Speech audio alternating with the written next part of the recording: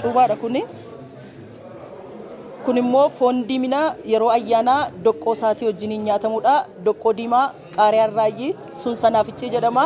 Kun qullubbiidha. Kun immoo diiminni nyaatamee ka'ee kan itti dhugamu booka jechuudha kun. Kuni aannanii kunis cuubaa daakuu qamadiirraa hojjetamudha. Inni kun immoo foon guggubbii jedhama kun. Foon guggubbiidha.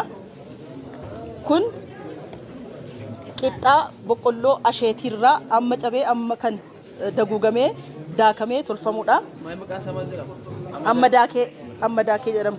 Kun immoo harkisoo akkasuma boqqolloo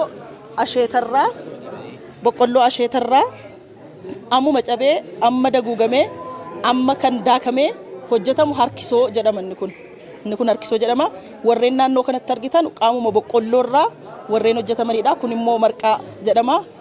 Isa kana achi kan jiru immoo addeen diyyaan siniibsiti. Akkuma aadaa Oromoo Jimmaatti marqaa boqqolloo. Inni kun marqaa boqqolloo gogaarraan kan hojjetamudha. Inni kun immoo marqaa boqqolloo asheetarraa. Inni kun harkisoon nu ta'u, inni kun immoo marqa boqqolloo gogaarraa kan hojjetamudha.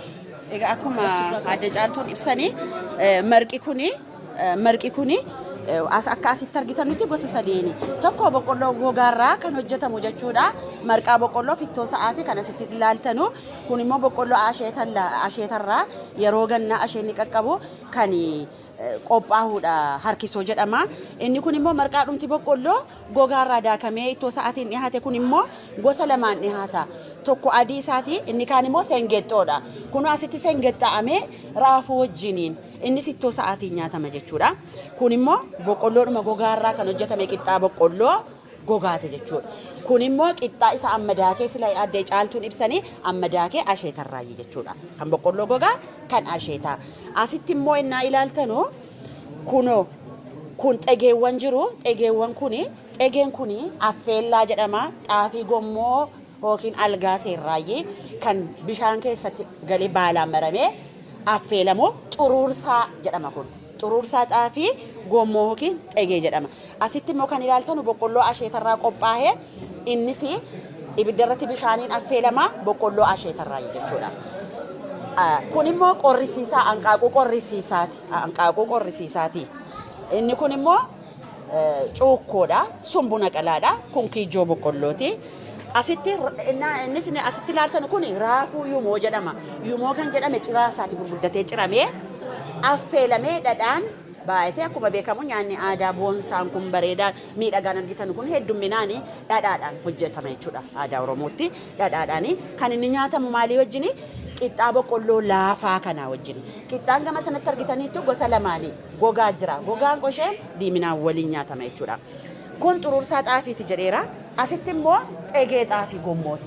Kun xuruursaa ala ta'u kun xegee xaafii gommooti. Kun baalaan hojjetama jechuudha eelee irratti.